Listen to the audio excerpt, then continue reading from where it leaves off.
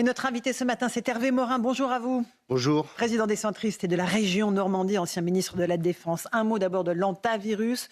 Cette épidémie est prise très au sérieux par notre gouvernement. Les cas contacts sont confinés à l'hôpital. 5 personnes sont à l'hôpital Bichat, dont une malade.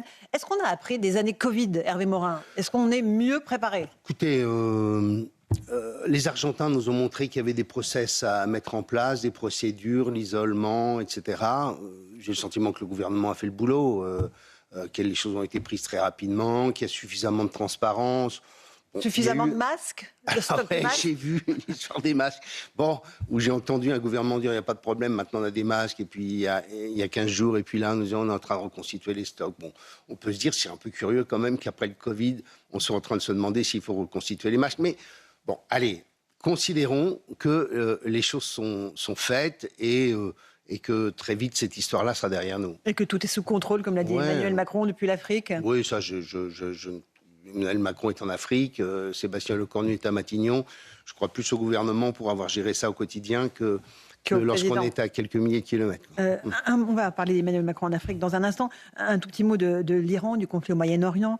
Donald Trump est en visite en Chine. Il va arriver dans les heures qui arrivent. Est-ce que vous pensez que la Chine peut être un acteur décisif pour faire cesser ce conflit qui s'enlise? C'est la réalité. Alors, on pouvait se dire il y a 15 jours, la Chine va être en effet un acteur qui va faire pression sur l'Iran pour qu'on trouve les conditions d'un accord.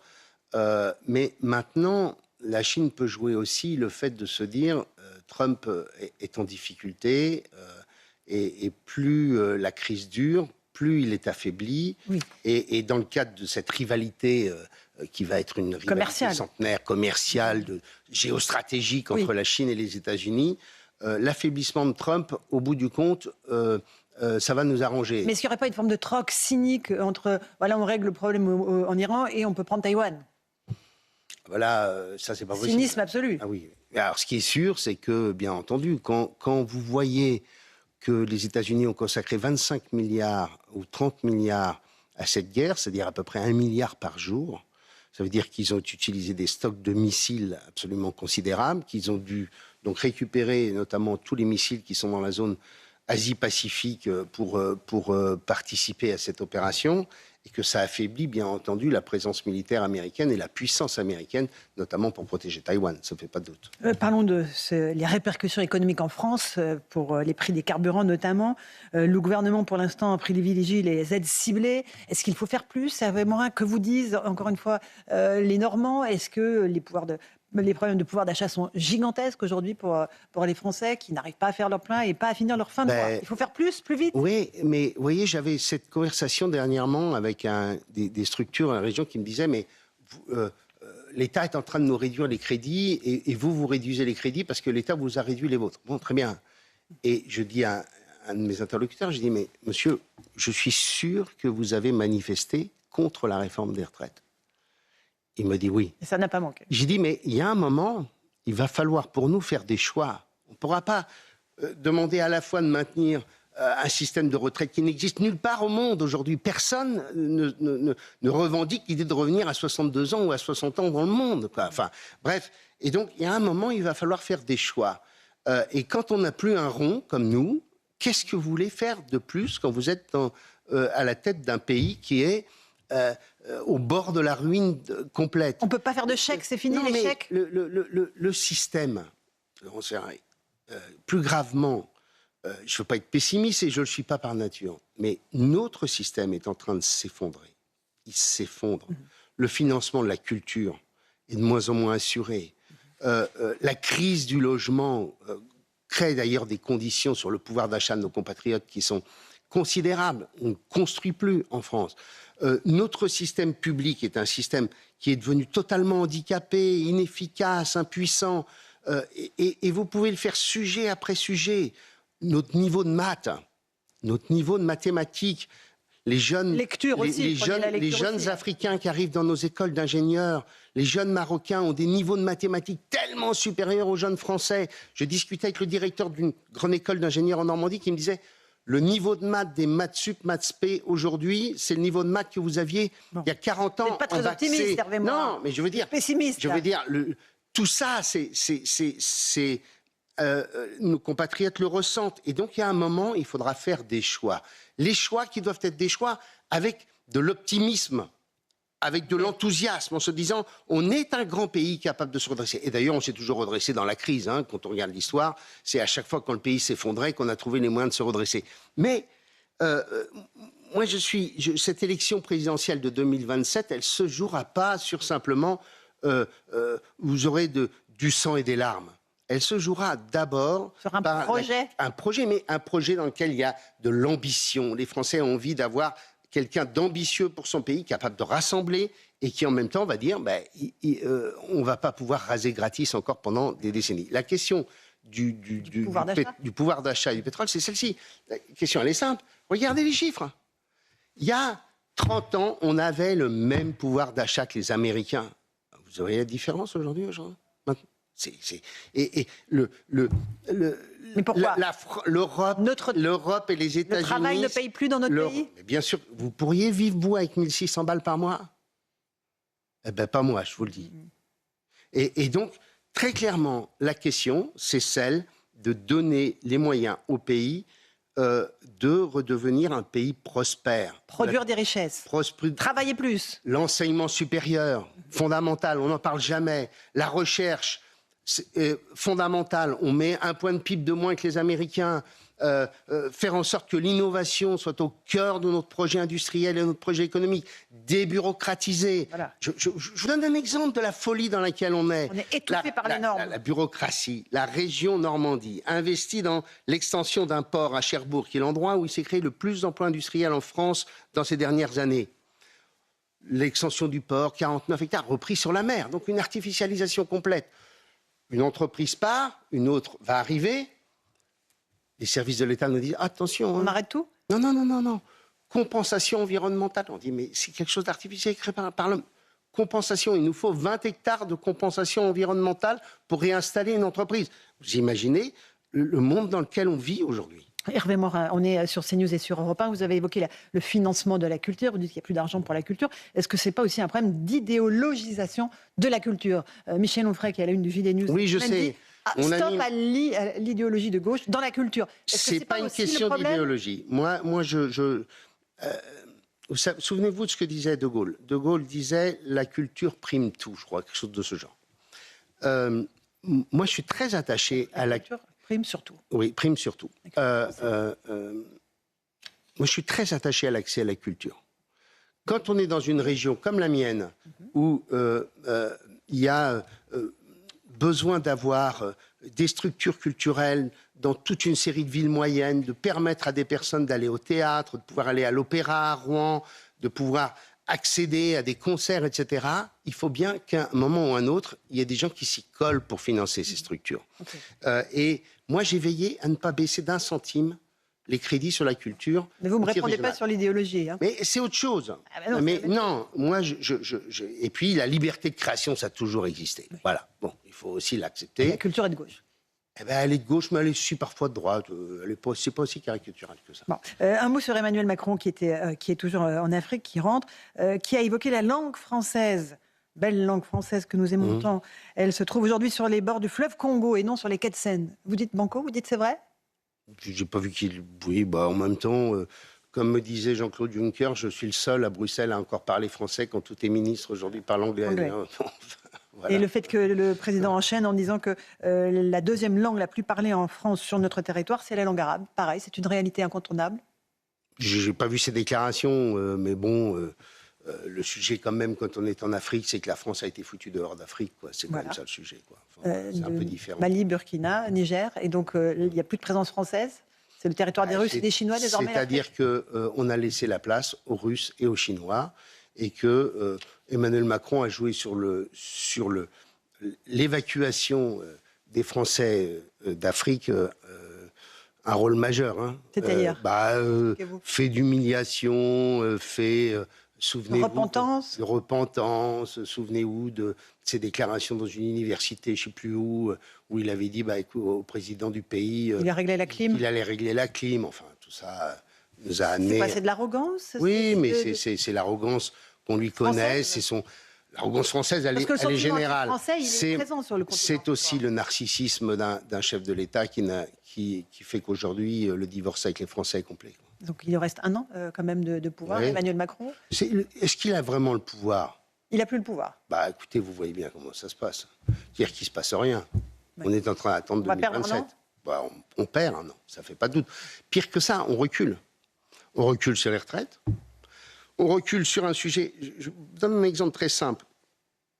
On a, pour faire plaisir au Parti socialiste, limité le cumul emploi-retraite. Vous voulez savoir la conséquence?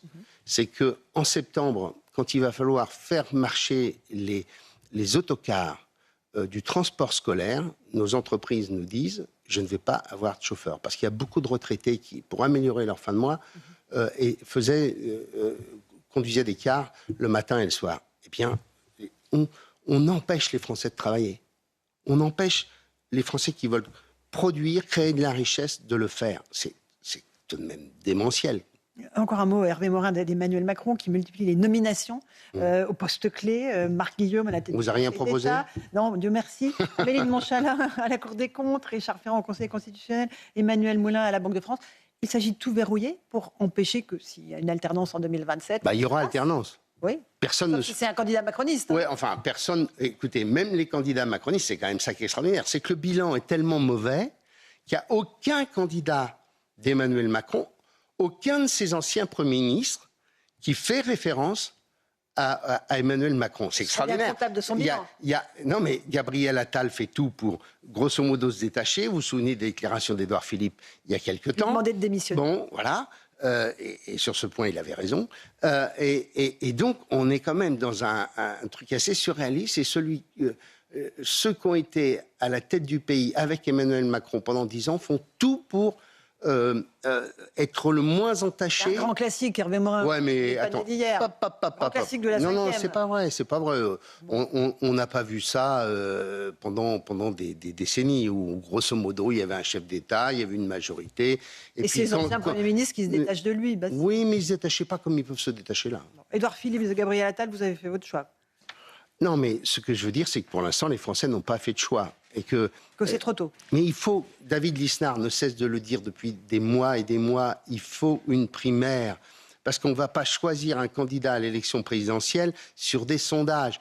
Vous, comme moi, vous avez vu des gagnants à l'automne qui étaient des grands perdants quelques mois plus tard. Et donc, clairement, ce dont on a besoin, c'est qu'il y ait une première épreuve du feu. Cette première épreuve du feu, c'est la primaire. Machine à perdre, dit-on. Mais c'est faux. François Fillon avait gagné s'il n'avait pas eu toutes ces conneries. Oui, mais il a perdu. Bon, donc, ouais, enfin, c'est pas pour les mêmes raisons.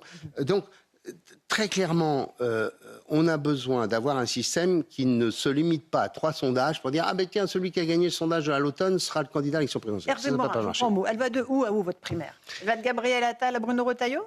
De Sarah Knafo à Édouard Philippe? Elle va, moi je dis très clairement qu'elle va de Knafo à Gabriel Attal. Si certains ne veulent pas y participer, ils n'y participent pas. Mais clairement, il faut proposer à celles et ceux innombrables candidats à l'élection présidentielle de pouvoir avoir un premier temps. Rassurez-moi. Je vous assure, ma région, ça me va très bien. Ok, donc vous n'êtes pas candidat à l'élection présidentielle. Est-ce que tout est en place pour un second tour, un affrontement, Rassemblement national, France insoumise, selon vous? Non, je ne crois pas à ça. C'est l'affiche qui n'arrivera pas? Non, je pense qu'il y a aujourd'hui suffisamment de nos compatriotes qui souhaitent tout de même un projet politique responsable. Donc qui était responsable? Les deux sont irresponsables. Okay. Vous renvoyez dos à dos? Je renvoie plus encore Mélenchon que Le Pen. Mais au second tour, si c'est le RN et les filles, votez? Oui, bah ça, je garderai ça pour moi. Ah bah bon. Bah écoutez, c'est le... Non, je verrai ce que je voterai pas Mélenchon, ça c'est sûr. Et vous voterez RN?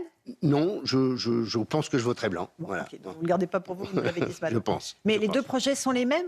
Encore une fois, est-ce qu'on peut renvoyer dos à dos un parti, le RN, et un autre parti, la France Insoumise, qui dit qu'il ne respectera le résultat, pas le résultat des urnes, et appelle à l'insurrection populaire? Moi, je pense qu'il y a suffisamment de nos compatriotes qui se disent on doit rester dans un projet européen complètement refondé, on doit bâtir une Europe de la sécurité et de la défense, on doit revoir les lois sur l'immigration et bâtir un modèle dans lequel on retrouve de la sécurité. je veux dire, quand on voit grand responsable du ministère de l'Intérieur dit qu'il n'y a pas de zone de non-droit en France, c'est même pas la peine de lire l'article. C'est d'office, vous dites tout ça n'a aucun crédit. Bon, mais qu'il y a des Français qui disent il faut produire de la richesse, il faut nous permettre de travailler, et de vivre de notre travail, d'innover et de vivre. Bon, et ce qui veut dire qu'il faut baisser la dépense publique et les prélèvements obligatoires. Et sur l'immigration, vous dites aussi il faut faire attention. Bien sûr, le regroupement familial, toutes ces règles. Bien sûr qu'il faut revenir là-dessus, ça ne fait pas de doute. Bien. Vous avez évoqué les questions de sécurité. Effectivement, pas de zone de non-droit en France, ça pose question. Il y a des territoires perdus. Nice, encore une fusillade qui a fait 2 morts, 6 blessés. Des jeunes qui se battent à 9 ans sur les terrains de foot. On a l'impression qu'il y a une violence généralisée. C'est par quoi? Par manque d'autorité, manque de fermeté en haut d'État ou pas, Hervé Morin? Il y a un peu de tout. Il y a d'abord une question qu'on oublie. Laquelle? L'éducation. Mais de qui? Des parents? La famille. C'est quand même là où commence l'autorité. C'est là où commencent les règles. Les défaillances, la fragmentation des familles, l'absence de repères. Il y a d'abord quand même... Il faut qu'à chaque fois... On se dise qu'on doit revenir dans un modèle dans lequel on remet la responsabilité au cœur du système. Et la responsabilité, elle est d'abord personnelle, individuelle. Donc il faut des écoles de parents? Je suppose qu'il faut des écoles de parents. Il faut d'abord faire en sorte qu'on se dise que quand il y a des enfants qui sont violents, c'est qu'il doit y avoir déjà un problème dans la famille. Gérald Darmanin, justement, défend son projet de loi de réforme de la justice des mineurs, Hervé Morin, avec pour mesure principale la possibilité de faire passer un jeune par la case prison dès 13 ans au lieu de 16 ans actuellement. Est-ce que c'est une solution pour vous? Oui, mais tout ça, vous le faites comment? Prévention, non, répression. C'est voté. Bon. Vous le faites comment ensuite? Vous les avez où, les places de prison? Créer des centres spécifiques pour les mineurs. Vous les avez où? Il faut les créer, dit-il. Mais c'est combien d'années? Il dit que ça peut se faire rapidement. Oui, bien sûr. La preuve, ça a été fait. On voit, ça a été terriblement fait. Aujourd'hui, il n'y a déjà pas de place dans les prisons. Il n'y a pas de place pour les majeurs. Non, mais même dans les sentiers, il n'y a pas de place. Ça n'existe pas. Donc on fait voter une loi que les magistrats ne peuvent pas appliquer. C'est aussi simple que ça. Parce qu'il n'y a aucune capacité de détention, d'accompagnement judiciaire de ces mômes. Donc on va faire plaisir, considérer qu'en effet la responsabilité pénale est abaissée. Mais derrière, comment on l'applique? Dans un pays, là, on revient sur le même sujet, toujours le même. C'est que comme on n'a pas fait de choix et qu'on a dépensé avec des transferts sociaux gigantesques, etc., on a une justice qui a, je crois, de mémoire, le 26e budget en Europe. Et là encore, promesse non tenue du président Macron, la création du nombre de prisons, 15 000 a été promise. C'est-à-dire que là, quand on parle de loi Notre-Dame, s'il y a bien un sujet sur lequel il devrait y avoir une loi Notre-Dame, c'est la capacité de pouvoir construire des établissements pénitentiaires rapidement. Hervé Morin, dernière question. Le Sénat a rejeté la proposition de loi sur l'aide à mourir. C'est le gouvernement qui va désormais retourner vers l'Assemblée nationale. Le président des Républicains, Bruno Retailleau, appelle à un référendum. Est-ce que vous êtes favorable?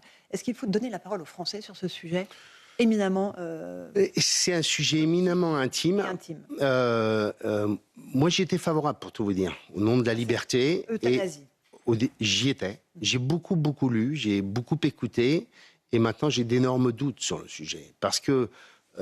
Voire vous y êtes opposé? Ouais, je ne voterai pas à l'heure actuelle. Pourquoi? Parce que la capacité de mettre fin à ces jours sur une affection grave en phase avancée, vous dites, mais ça s'arrête où et quand? Et ça commence où? Et ça commence où? Les pressions sociales, les pressions familiales, le fait que dans tous les pays où ça a été ouvert, on constate qu'il y a des différences absolument gigantesques en fonction de votre milieu social. Plus vous êtes pauvre, plus on fait appel à l'euthanasie. Et qu'au bout du compte, quand vous interrogez beaucoup de personnes, notamment des médecins qui vous disent « mais les gens sont toujours favorables tant qu'ils sont en bonne santé ». Et puis le jour où ils ont des problèmes de santé, voilà, on se bat, quoi. On veut pas mourir. Et donc, en fait, derrière tout ça, il y a un sujet. Est-ce qu'on est capable d'accompagner les soins palliatifs qui sont malades? Et on a le sentiment que cette loi a été votée parce qu'on n'a pas les moyens, là non plus, de pouvoir assurer des soins palliatifs dans tous les départements de France. Ce qui est inacceptable. Merci beaucoup Hervé Morin. Merci. C'était votre grande interview sur CNews et sur Europe 1. Bonne journée.